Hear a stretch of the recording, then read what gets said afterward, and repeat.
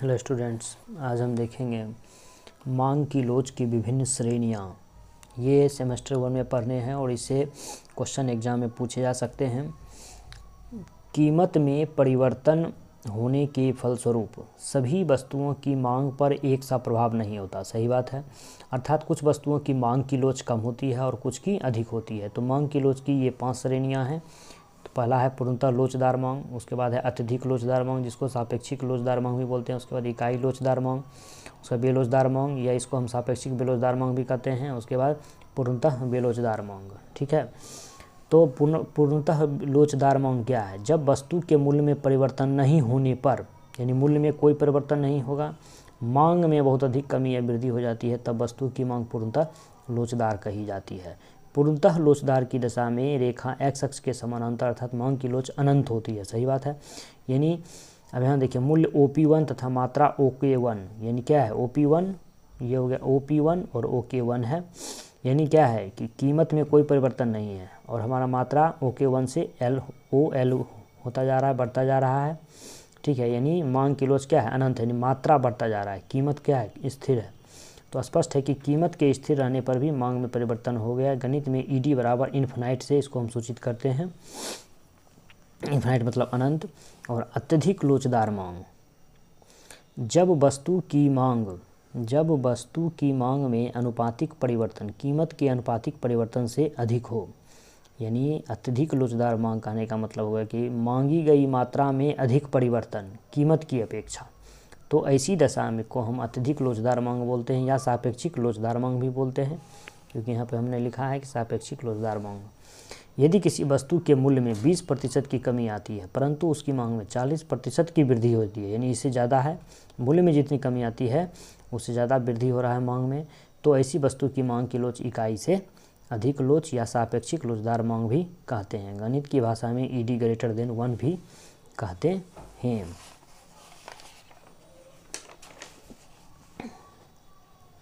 अब इसमें ये ग्राफ है, इसका क्या है? तो ये हो गया DD मांग हमने खींचा है, यानी जितना गैप हमारा क्या है P1 P2 के बीच है उससे अधिक गैप हमारा क्या है Q2 और Q1 के बीच ज़्यादा है, यानी कीमत में जो गैप है उससे अधिक गैप मात्रा में है, तब ED ग्रेटर देन 1 है। तो मांग में होने वाला परिवर्तन OQ कीमत में होने वाले परिवर्तन डेल्टा P की तुलना में अधिक है। सही बात है, यानी P में जितना गैप है उससे अधिक गैप हमारा Q1 और Q2 के बीच है। इस प्रकार की लोच प्रायः विलासिता की वस्तु के लिए होती है, यानी सापेक्षिक बेलोचदार मांग या इकाई से अधिक लोचदार मांग किसके लिए होगा? विलासिता की वस्तु, जिसको हम जैसे AC, कार, फ्रिज इत्यादि होता है, इसका क्या होगा? मांग ED ग्रेटर देन 1 हो जाएगा। अब लोचदार मांग, जब किसी वस्तु की मांग में परिवर्तन ठीक उसी अनुपात में होता हो जिस अनुपात में उसकी कीमत में परिवर्तन होता हो, यानी तब ऐसी वस्तु की मांग को हम लोचदार मांग या इकाई लोचदार मांग कहते हैं। जैसे किसी वस्तु की कीमत में 30% की वृद्धि होती है और उसकी मांग में भी ठीक 30% की कमी होती है, तो यह लोचदार मांग कहलाएगा, यानी ED = 1, यानी जितना गैप हमारा PP1 के बीच है उतना ही QQ1 के बीच है। ठीक है, स्पष्ट है कि कीमत में होने वाले परिवर्तन डेल्टा P मांग में होने वाले परिवर्तन डेल्टा Q के बराबर हैं। इस प्रकार की लोच आरामदायक वस्तु जैसे साइकिल, घड़ी इत्यादि में पाए जाते हैं। ठीक है, अब है हमारा बेलोचदार मांग। बेलोचदार मांग क्या है? जब किसी वस्तु की मांग में अनुपातिक परिवर्तन उस वस्तु की कीमत के अनुपातिक परिवर्तन से कम होता हो, तो ऐसी दशा को हम बेलोचदार मांग कहते हैं। यानी कहने का मतलब है कि कीमत में जितना परिवर्तन होगा वह मांगी गई मात्रा से अधिक होगा, यानी वह इकाई से अधिक लोचदार के जस्ट विपरीत होगा। जैसे यदि किसी वस्तु की कीमत में 50% की वृद्धि होती है तो परंतु मांग में केवल 10% कमी आती है, तो ऐसी मांग की लोच को हम क्या बोलेंगे? बेलोच कहते हैं। इस प्रकार की लोच को इकाई से कम लोचदार भी कहते हैं। गणित की भाषा में ED < 1 कहते हैं। ठीक है, अब चित्र में आ जाएं, क्या है? ये हो गया हमारा वस्तु x पर मात्रा है, वस्तु y पर कीमत है। ठीक है, यहाँ पर क्या हो जाएगा? कीमत हो जाएगा और यहाँ पर क्या हो जाएगा? मात्रा हो जाएगा। ठीक है, तो कीमत में होने वाले परिवर्तन डेल्टा P मांग में होने वाले परिवर्तन डेल्टा Q से ज़्यादा है।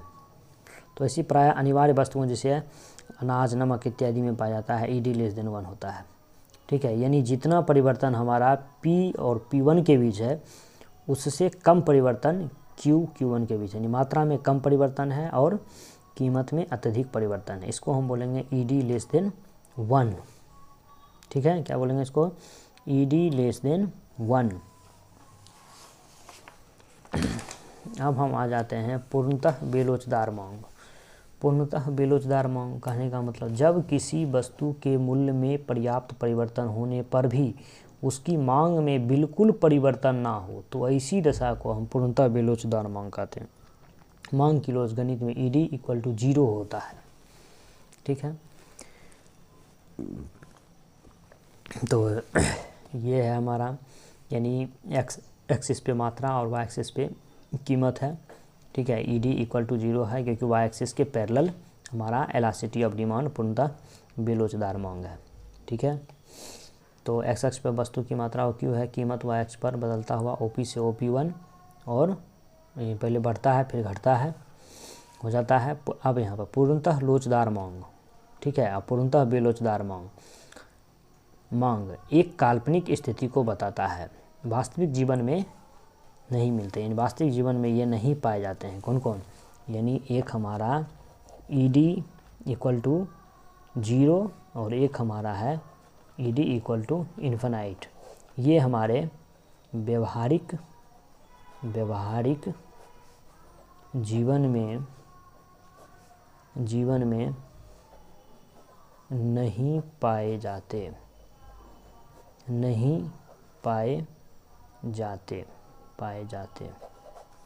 ठीक है, अब यहाँ पर ईडी लेस ग्रेटर देन 1 और ईडी लेस देन 1 और ईडी इक्वल टू 1 यही व्यवहार में पाए जाते हैं। ठीक है, यही व्यवहार में पाए जाते हैं। तो ये हमारा हो गया। ठीक है, तो ED greater than 1, ED greater than 1 को हम लोग क्या लिख सकते हैं? ईडी ग्रेटर देन 1 को यहाँ पर हम लिख सकते हैं delta Q/Q greater than delta P/P और ईडी लेस देन 1 को लिख सकते हैं delta Q/Q less than delta P/P और ईडी इक्वल टू 1 को लिख सकते हैं delta Q/Q equal to delta P/P। ठीक है, यानी कहने का मतलब है कि यहाँ से ऑब्जेक्टिव क्वेश्चन एग्जाम में पूछे जा सकते हैं कि ईडी ग्रेटर देन 1 है कब, या फिर इस ढंग से ही पूछा जा सकता है कि डेल्टा Q/Q ग्रेटर देन है डेल्टा P/P, यानी कीमत में अत्यधिक परिवर्तन जो है, कीमत में जो परिवर्तन है वह मांगी गई मात्रा से कम है, यानी मांगी गई मात्रा में परिवर्तन ज़्यादा है कीमत में अनुपातिक परिवर्तन से, तो यहाँ हो जाएगा ईडी ग्रेटर देन 1। इसी तरह ईडी लेस देन 1 इसके उल्टा में, और जब बराबर हो जाए तो ये ईडी इक्वल टू 1 हो जाएगा हमारा। और इसी के साथ हमारा यह टॉपिक लास्ट हुआ। ठीक है, और इसको लाइक सब्सक्राइब शेयर ज़रूर करें।